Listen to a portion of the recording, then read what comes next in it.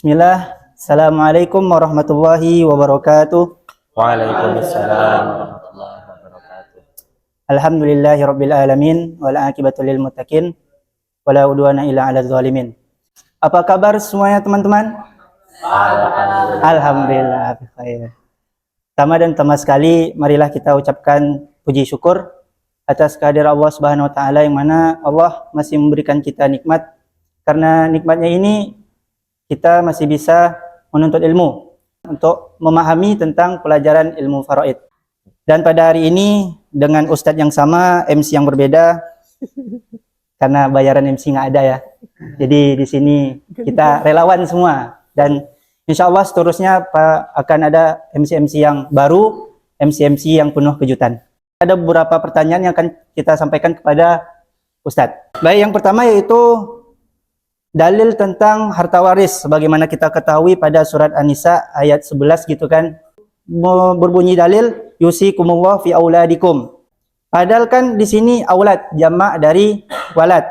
Cuma anak laki-laki doang nih yang dapat. Apakah sesuai dalil tersebut atau ada makna yang tersimpan pada ayat ini? Boleh dijawab Ustaz? Bismillah. Assalamualaikum warahmatullahi wabarakatuh. Waalaikumsalam warahmatullahi wabarakatuh. Alhamdulillah wassalatu wassalamu ala Rasulillah wa ala alihi washabihi wa ala amma ba'du. Ayatnya berbunyi yusikumullahu fi auladikum. Sedangkan aulad itu jamak dari walad. Walad itu kan anak laki-laki. Padahal dalam ilmu waris ada anak laki-laki, ada anak perempuan. Nah, maknanya bagaimana? Baik. Jadi kalau dikembalikan ke takrif bahasa, walad itu hanya anak laki-laki saja. Tapi kalau dalam ilmu waris, walad itu bermakna anak laki-laki dan juga anak perempuan. Nanti bagaimana membedakannya? Cara membedakannya adalah kalau anak laki-laki ibnu, kalau perempuan bintu. Masuk ke pertanyaan kedua Ustaz dari kawan-kawan. Jika ayah wafat, jadi di sini dah masuk ke dalam pembahasan masalah.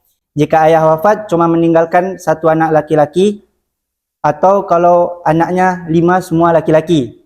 Nah, di sini dipertanyakan bahwa bagaimana sih Ustaz mengelola atau membagikan harta waris tersebut. Tamam. Jadi teman-teman dirahmati Allah, kalau nanti teman-teman cek surat An-Nisa ayat 11, itu ditampilkan beberapa jenis keluarga. Ada yang anaknya laki semua, ada anaknya yang perempuan semua, ada keluarga yang anaknya itu kombinasi, ada laki-laki, ada anak perempuan. Nah, menjawab pertanyaan tadi, bagaimana kalau ahli waris itu satu anak laki-laki? Maka dia mendapatkan asobah. Asobah itu apa Ustadz? Asobah itu boleh diterjemahkan sisa. Walaupun makna aslinya lentur. Makna aslinya adalah lentur. Kalau dalam ilmu faraid, jatah warisan itu ada fardun, yang setengah, seperempat, seperdelapan, kemudian 2/3, sepertiga, dan seperenam. Itu fardun, bagian pasti. Mereka-mereka yang punya fardun pasti dapat bagiannya segitu. Nah, pihak laki-laki itu seringnya dapat asobah, lentur, nggak pasti. Nah, kita tuh memang laki-laki sering mendapatkan ketidakpastian. Kalau dalam ilmu waris, perempuan itu selalu mendapatkan kepastian. Nah, menjawab pertanyaan tadi, kalau satu anak laki-laki dia mendapatkan asobah binafsih. Dia sendiri menguasai harta waris tersebut. Misalnya, ayahnya wafat, ada ibunya, ada istrinya, kemudian ada bapak ibu almarhum. Istri 1/8, ayah ibu masing-masing 1/6, anak laki-laki tunggal tadi mendapatkan asobah. Sisanya diambil. Oke. Dan yang kedua, gimana kalau anaknya 5 laki semua? Kuntadewa, Werkudara, Janaka, Nakula, Sadewa. Nah, ini 5 laki semua. Ya sudah, sisa tadi dibagi 5, dibagi rata. Tidak pandang siapa yang paling tua, siapa yang paling berjasa untuk keluarga, siapa yang paling tinggi pendidikannya, enggak. Pokoknya kalau laki dibagi rata. Tanpa memandang status. Tanpa memandang siapa yang lahir duluan atau siapa yang lahir terakhir. Dah pokoknya dibagi rata. Allah alam bisawab. Jadi itu ya teman-teman, jawaban dari bagaimana pembagian waris bagi anak laki-laki satu atau lebih gitu ya Tad. Nah, jadi di sini Tad, itu kan masalah tentang anak laki-laki Tad. Bagaimana kalau kejadiannya misalnya ada seorang bapak mempunyai anak Fauzi atau Fauziah, Fauzi laki-laki, Fauziah perempuan gitu, Ustaz. Bagaimana pembagiannya gitu? Tamam, berarti ini masuk pada pembahasan lizakari mislu hazil Unsayin. unsayain. Anak laki-laki atau pihak laki-laki itu mendapatkan dua bagiannya anak perempuan. Nah, ini dalam ilmu faraid disebut dengan asobah bil ghair. Laki-laki mendapatkan sisa bersama dengan anak perempuan. Rumus matematikanya laki-laki 2, perempuan 1, atau 2 banding 1. Sekiranya harta itu hanya untuk mereka, maka Fauzi dapat 2 bagian, Fauziah dapat 1 bagian. 2 tambah 1 berapa? 3, ya kan ya? 2 tambah 1, 3. Maka Fauzi dapat 2/3. Fauziah dapat 1/3. Misalnya harta yang ditinggalkan itu 30 triliun. Maka Fauzi dapat 2/3. 2/3 kali 30 triliun berapa? Berapa teman-teman? Banyak. Berapa tapi? Banyak itu. 2/3 kali 30. 30 bagi 3 berapa? 10. 10 kali 2, 20. Nah, dia dapat 20 triliun. Fauziah sepertiga dari 30, ya 10. Dapat 10 triliun. Gitu. Itu namanya asobah bil ghair. Kalau misalnya anaknya lebih dari 2, yang laki 1, yang perempuan 2. Fauzi, Fauziah, Fauzan. Fauzan kan cowok ya. Yang perempuan lagi siapa? Faizah misalnya. Fauzi, Fauziah, Faizah. Maka ini 2, 1, 1. Digabung. Berapa? 2 tambah 1? 3. Tambah 1? 4. Maka Fauzi dapat 2/4. Fauziah 1/4. Faizah 1/4. Ngomong-ngomong aku bisa sulap. Wah, keren banget kan? Lanjut silahkan. Tapi bukan ini untuk besok ya, enggak ya? Tetap. Nah. Itu selingan ya saudara-saudara. Masuk ke pertanyaan keempat ya Ustadz. Ustadz, di sini penanya menanyakan, misalnya saya senang, ada rasa gimana lah gitu pada seorang gadis, seorang anak perempuan. Tapi pas saya tahu dia anak tunggal gitu Ustadz, dari keluarga yang mungkin cukup kaya, saya kepikir Ustadz berapa jatah warisan saya kalau nikah bersama dia. Nah ini gimana Ustadz? Ya. Jadi dia kebelet nikah gitu Ustadz. Tamam. Ada anak gadis cantik gitu ya. Kamu suka sama dia. Ternyata dia dari keluarga yang kaya raya dan dia anak tunggal. Nah, kamu kalau nikah sama dia, nanti kalau bapaknya dia meninggal, kamu dapat warisan berapa? Jawabannya 0. Karena menantu tidak dapat warisan dari mertua. Begitu juga mertua tidak dapat warisan dari menantu. Tapi si anak perempuan tunggal ini, sekiranya bapaknya atau ibunya wafat, maka anak perempuan itu mendapatkan setengah dari harta yang ditinggalkan oleh bapak ibunya. Wa in kanat wahidatan falahan nisf. Nah, kalau jumlah anak perempuan itu cuma 1, falaha, maka dia dapatnya setengah dari harta ayahnya yang meninggal atau dari harta ibunya yang meninggal. Nah, terus pada pertanyaan selanjutnya, kalau misalnya ada seorang bapak memiliki 2 anak perempuan, sebut saja Susi dan Susanti. Nah, dua orang nih cantik gitu, terus solehah, pintar juga gitu, pokoknya top lah gitu. Jadi saya bingung saat memilih yang mana gitu. Dia pertanyaan memilih gitu saat bukan. Insya Allah. Pertanyaan faraidnya ya. Iya. Ya, dipilih yang mau sama dia gitu ya. Lah percuma ada 2 cewek solihah cantik dari keluarga kaya, kamu bingung milih yang mana ya? Dua-duanya nggak mau sama antum, ya sama aja gitu. Ya, yang kalau kita bahas faraidnya, itu gimana itu 2 anak perempuan, kalau ayahnya atau ibunya meninggal, dia dapat warisan berapa? Ini kalau kita bahas faraidnya. Dapat 2/3, ya. Jadi misalnya harta warisnya 30 miliar, 2 anak perempuan itu mendapatkan 2/3. 2/3 dari 30 miliar adalah 20 miliar. Nah, kemudian 2/3 ini dibagi rata. 20 miliar ini dibagi untuk 2 anak perempuan, maka masing-masing dapat 10 miliar.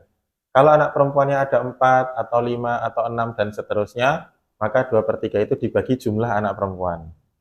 Karena ada keluarga itu yang anaknya perempuan semua, ada. Hmm. Misalnya anaknya 5 perempuan. Harta warisnya tadi berapa? 30 miliar. Maka seluruh anak perempuan mendapatkan 2/3. 2/3 kali 30 miliar itu 20 miliar.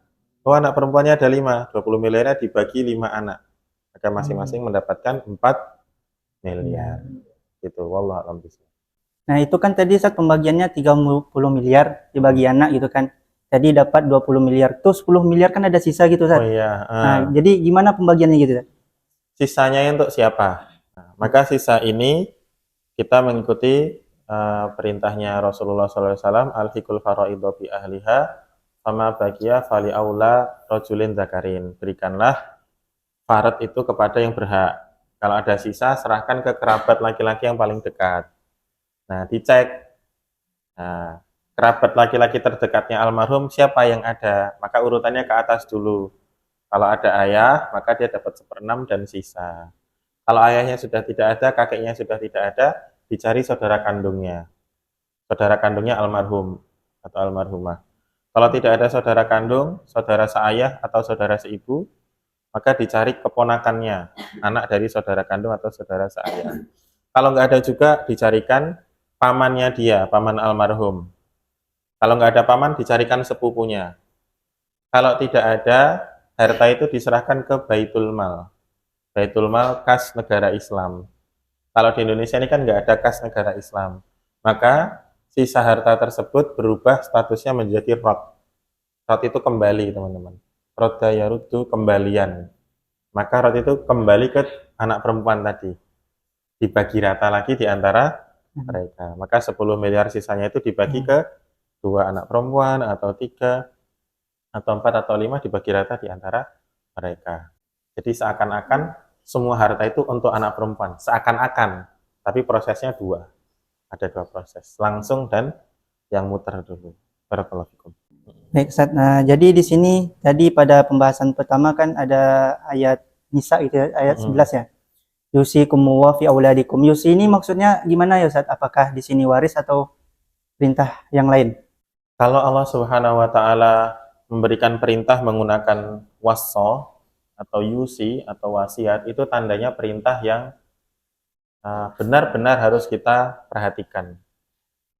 Harus dikerjakan dengan sebaik-baiknya. Misalnya, wa wassaynal insana biwalidayhi ihsana. Hamalatu ummuhu kurha, atau hamalatu ummuhu wahnan ala wahnin, dan seterusnya. Nah, di ayat faraid itu menggunakan kata yusi. Itu maknanya adalah Allah memerintahkan kepada para orang tua, karena orang tua itu dikasih titipan anak. Ini sebentar, ini kalian harus paham. Orang tua itu tabiatnya sayang anak. Cuman dalam berjalannya rumah tangga, ada orang tua yang mulai gila, mulai stres, ibunya mulai gangguan jiwa, gitu. Ayahnya mulai lupa tanggung jawab. Nah, makanya ada ayat ini. Tabiat asli orang tua kemudian ditekan oleh Allah, perhatikan anak-anak kalian. Gitu. Dalam hal apa? Ajari ilmu, didik anak itu, kemudian cukupilah anak-anak itu, dan lindungi supaya bisa mendapatkan maslahat duniawi maupun maslahat ukhrawi, akhirat. Kemudian ajari adab juga, dan lindungilah dari segala keburukan. Nanti teman-teman bisa cek di tafsir As-Sa'di ya. Itu ringkas, teman-teman. Yusikumullahu fi auladikum. Karena orang tua ini kalau nggak diingatkan nanti lalai. Orang tua itu lalai, abai. Nggak tahu caranya nyayangi anak. Ini nasihat untuk orang tua, bukan nasihat untuk kalian. Jadi ayat ini jangan dijadikan senjata untuk menyerang orang tua, nggak boleh. Gitu. Jadi bapak tuh gimana sih, ibu tuh gimana sih? Ini Allah nyuruh buat merhatiin anak gitu. Karena kan yang biasanya orang tua juga gitu. Kamu tuh anak nggak nurut sama orang tua, padahal wawassainal insana biwalidayhi ihsana. Orang tuanya pakai dalil ya kan ya. Orang tuanya dalili anak, akhirnya anak dalili balik. Yusikumullahu fi auladikum, malah ribut dalil gitu. Yang benar adalah kalau ayat itu ditujukan ke anak, kita membacanya posisinya sebagai seorang anak. Kalau ayat itu khitabnya untuk orang tua, kita memposisikan diri sebagai orang tua atau calon orang Wah. tua. Barakallahu fikum. Nah, jadi di sini teman-teman ya jawaban tadi bahwa orang tua itu ingin anaknya tidak menjadi orang yang salah gitu ya kan. Ingin anaknya menjadi orang yang benar. Jadi sepatutnya untuk kita untuk ya membahagiakan mereka di dunia dan akhirat. Nah, jadi di sini Ustaz ada pertanyaan lagi. Ini kan tadi masalah tentang waris ini anak laki-laki dan perempuan pembahasannya gini ya. Jadi di sini ada kasus kalau misalnya seorang bapak tidak mempunyai anak. Kayak mana gitu? Seorang Ayah. pasangan suami istri Ya. tidak mempunyai anak atau mandul ya. Nah, jadi wa yaj'alullahu may yasha'u aqima, dan Allah menjadikan bagi yang dia kehendaki itu mandul. Ada pasangan suami istri itu yang mandul. Dan ini takdir Allah ya. Innallaha alimun qadir. Sungguhnya Allah Maha mengetahui lagi Maha kuasa. Ya sudah, kalau dia tidak punya anak secara faraid, maka hartanya kembali kepada keluarganya. Karena nggak ada anak ya berarti untuk orang tua dan untuk saudara. Dah gitu, itu gampangnya. Cuman umumnya biasanya pasangan suami istri yang nggak punya anak itu ngadopsi, ngangkat anak, ngasuh anaknya orang. Gitu. Dan jangan kalian ini cek kakak bapak ibumu ya, kalian tuh anak kandung atau anak adopsi atau anak pungut bahasa kita itu. Nah ini ada rekomendasinya. Jika ingin mengangkat anak laki-laki, maka sebaiknya dari keluarga perempuan. Ini suami istri, nggak punya anak bertahun-tahun, tapi pengen ngurusin anak orang. Kalau mau ngurusnya anak laki-laki, maka sebaiknya dari keluarganya istri. Kenapa? Kalau anak itu nanti balik, dia dengan si perempuan ini tetap mahram. Jadi istri ini tetap bisa melepas jilbabnya di rumah, karena yang dia asuh adalah anak saudaranya misalnya. Pokoknya dari keluarga istri. Sebaliknya kalau ngasuh anak perempuan, sebaiknya dari keluarga suami. Kenapa? Biar kalau perempuan ini baligha, sudah mulai gede, dia tetap bisa tidak berjilbab di depan pamannya. Gitu. Karena paman tetap balik. Yang umumnya terjadi di masyarakat justru sebaliknya. Kalau ngambil anak laki dari keluarga laki, kalau ngambil anak perempuan dari keluarga perempuan, wah itu ribet. Kenapa? Kalau anaknya udah mulai gede, ya berarti dia keluar kamar sudah harus pakai jilbab. Atau sebaliknya, ambil anak angkatnya laki-laki dari keluarga suami, maka setiap si istri itu keluar kamar dia harus pakai jilbab karena ada laki-laki tidak mahram di rumahnya. Dan itu bahaya. Bisa menerkam. Gitu. Jadi kalau misalnya yang perempuan itu dari keluarga istri, maka dikhawatirkan si suami ini bisa menerkam anak angkatnya, wow, gitu ya, diterkam. Atau sebaliknya, anak angkat ini menerkam ibu angkatnya, gitu. Nah, Allah alam. Nah itu rekomendasinya. Kemudian biasanya yang disedihkan oleh mereka pasangan yang tidak dikaruniai anak adalah tidak ada anak soleh yang mendoakan. Nah ini keresahannya orang pasutri yang tidak punya anak. Kan Rasulullah bilang, idza mata ibnu Adam in qata'a amaluhu ila min salas, sedekah jariyah, ilmun yuntafa'un bi, atau waladun sholihah. Nah, mereka tuh ya ketutup, nggak dapat ini, nggak punya anak yang soleh yang mendoakan. Maka kita harus menghiburnya dengan menjelaskan ayat tadi, wa yaj'alullahu may yasha'u aqima, atau kita sampaikan, Bapak Ibu kan ada 3 pintu. Maka maksimalkan yang 2, sedekah jariyah atau ilmu yang bermanfaat. Itu point of view-nya kalau suami istri tidak dikaruniai anak.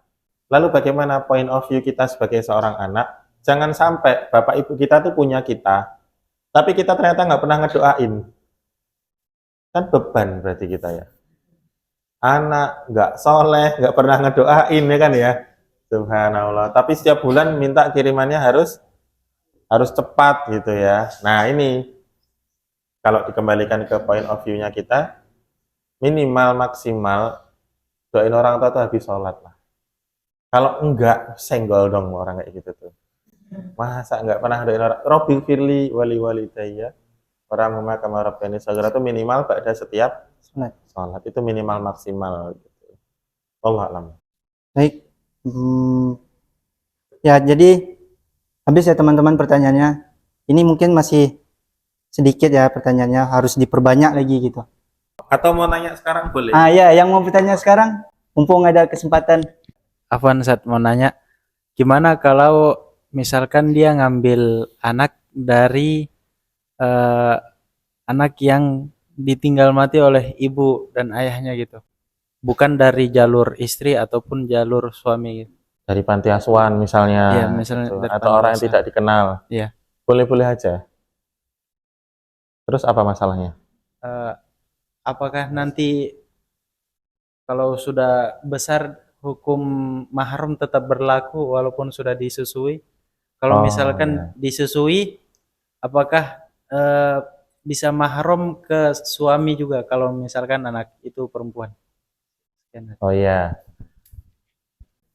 Ini suami istri, istrinya bisa produksi susu, ya berarti bisa jadi anak rodhoah. Mahramnya si suami maupun istri. Ya, Fandat mau izin bertanya, Dad. Misalnya Dad, anak apa namanya, anak angkat ini kan sudah besar. Dia bukan sepersusuan, bukan ini apa, bukan dari keluarga yang perempuan ataupun yang laki. Mm-mm. Nah, dia nih memiliki harta yang banyak gitu, Dad. Apakah orang tua angkat ini mendapatkan bagian juga, Dad? Oh, taib. Si anak angkat ini punya harta banyak.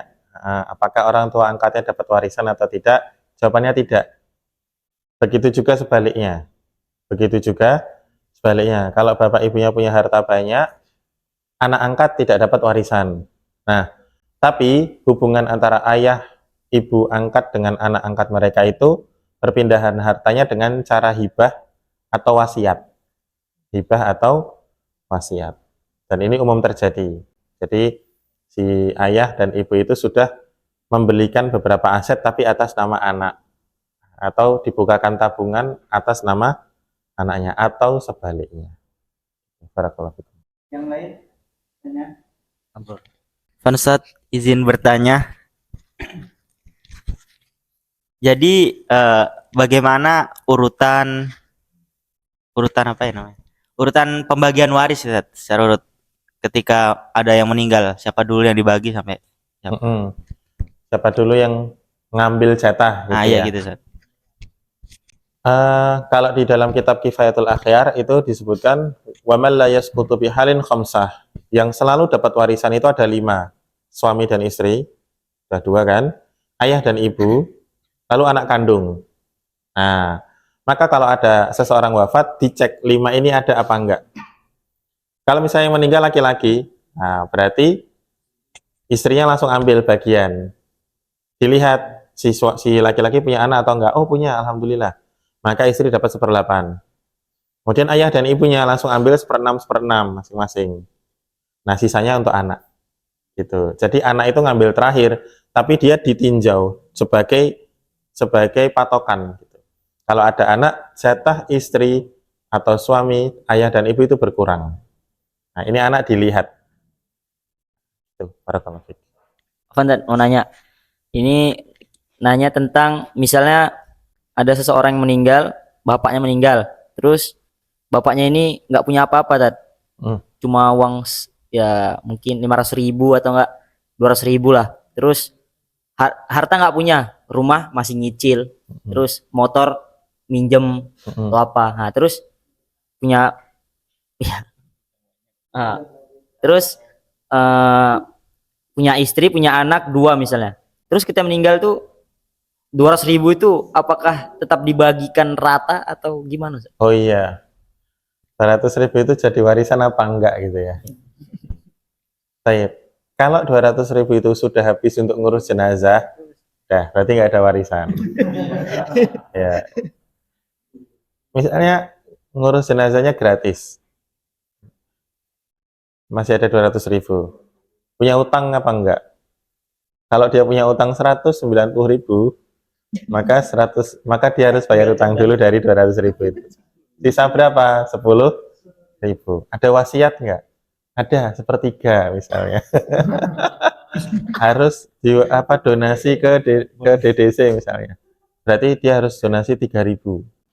Maka sisanya adalah 6.000 rupiah. Nah itu nanti jadi warisan untuk istri dan anaknya. Mimma qalla minhu au katsur nasibam mafruḍa. Mau banyak mau dikit tetap harus harus dibagi sesuai faraid. Itu barokah itu nanti, walaupun cuman 200.000 itu barokah itu insyaallah. Eh, apa aja yang perlu dipersiapkan Sat, bagi calon pengantin sebelum menikah Sat? Kalau belum punya bekal buat menikah, wal yasta'fif, kalian jaga diri.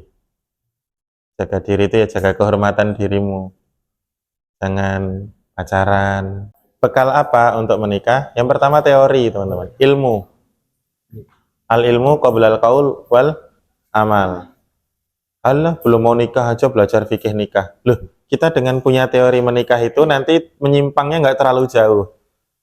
Kalau nanti error dalam pernikahan itu nggak kejauhan gitu loh. Oh, namanya orang naik motor antum pernah kan terlalu miring atau keluar garis kan juga pernah. Atau tiba-tiba nggak sengaja nginjak lubang, itu kan masih bisa handling setangnya biar nggak jatuh. Nah itu fungsinya teori, fungsinya belajar ilmu. Ilmu, yang pertama ilmu dulu. Yang kedua, siapkan uang. Jelas, karena dalam pernikahan ada mahar. Tapi mahar itu bukan jual beli, teman-teman. Nah, nanti mungkin dibahas lain waktu lah. Mahar itu bukan jual beli perempuan, beda. Kemudian, yang selanjutnya adalah pastikan kamu kenal diri sendiri. Pastikan kamu kenal diri sendiri, kenal watakmu. Saya ini pemarah atau penyabar. Nah, itu ilmunya ada di ilmu psikologi. Bisalah kalian baca-baca buku tentang psikologi. Misalnya mengenal watak, ada bukunya Dr. Aisyah Dahlan itu tentang mengenal watak supaya hidup lebih tenang. Jadi yang keempat, cari perempuan yang dari keluarga yang disayang. Ini sudah kita bahas di pertemuan yang lalu ya. Bapak atau saudara kandungnya itu sayang sama dia. Gitu. Supaya apa? Supaya kamu mudah menyayangi perempuan tersebut. Gitu. Yang pasti kriteria perempuan ya sabda Rasulullah tunkahul mar'ah di arba'ah. Itu benar-benar dijadikan pakem. Bekalnya itu. Kayak ada lagi nggak? Yang lain? Nah, tafadhol. Saya ikutin. Eh, ada dua saudara, laki-laki dan perempuan. Yang laki-laki anak pertama, yang perempuan anak kedua. Nah, ayahnya meninggalkan cuman rumah, satu rumah. Nah, rumah ini hasil uang dari bapak mereka dan anak laki-laki yang pertama. Nah, itu bagaimana pembagian dari? Oh iya, tamam. Rumahnya itu hasil kerjasama si ayah dan anak laki-laki. Di rumah itu ditaksir nilainya. Misalnya rumah nilainya 500 juta beserta tanah otomatis ya. Nah, dicari tahu si anak laki-laki ini nyumbang berapa untuk pembangunan rumah. Oh, ternyata nyumbangnya 100 juta. Maka ketika si ayah wafat dan rumah itu misalnya mau dijual laku 500 juta misalnya, maka 100 juta itu dimasukkan ke hutang. Jadi 500 juta dikurangi hutang 100 juta tinggal 400. Nah, 400 itu dibagi warisannya untuk istrinya dan dua anaknya tadi. Ini kondisi yang kalau mau dijual. Biasanya kenapa bisa dijual? Karena anak perempuan juga udah nikah misalnya. Udah pergi. Oke, itu bisa.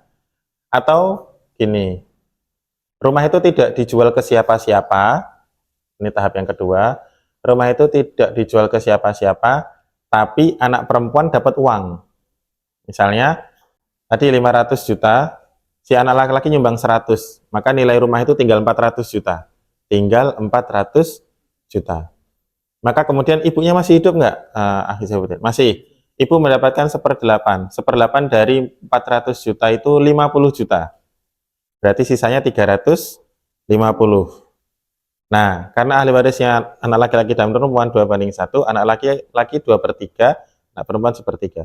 2/3 dari 350 berapa? Nah, itu dihitung. 1/3 dari 350 berapa? Nah, tapi si anak laki-laki itu pengen milikin rumah ini. maka dia membayar uang ke saudari perempuannya. Sepertiga dari 350. Berarti sekitar 110 juta. Nah, anak laki-laki membayar sekitar 110 jutaan kepada anak perempuan, maka rumah itu sah menjadi miliknya anak laki-laki. Anak perempuan dapat uangnya. Gitu. Terus anak perempuan ini tinggal di mana? Tadi kalau dia sudah menikah, dia sama suaminya. Tapi kalau dia masih single, dia tinggal di rumah abangnya. Rumah itu berubah status dari rumah ayah menjadi rumah abangnya. Wallahu a'lam bishawab. Bagus pertanyaannya. Itu namanya syuf'ah. Yang tadi itu namanya syuf'ah. Dijual ke orang terdekat. Atau kondisi ketiga, maaf saya lupa. Kalau ternyata anaknya masih kecil-kecil, maka rumah itu tidak boleh dijual. Karena kalau dijual nanti anak itu terlantar, nggak punya tempat tinggal baru, ya sudah, cuman diumumkan saja. Jatahnya segini, udah. Tapi rumahnya tidak dijual sama sekali. Wallahu a'lam bishawab. Barangkali itu dari saya, host, Mr. Host. Wassallallahu wasallam ala nabiyina Muhammadin wa ala alihi washabihi ajmain. Walhamdulillahirabbil alamin. Saya kembalikan. Baik, mungkin hanya itu yang dapat kita dengar hari ini.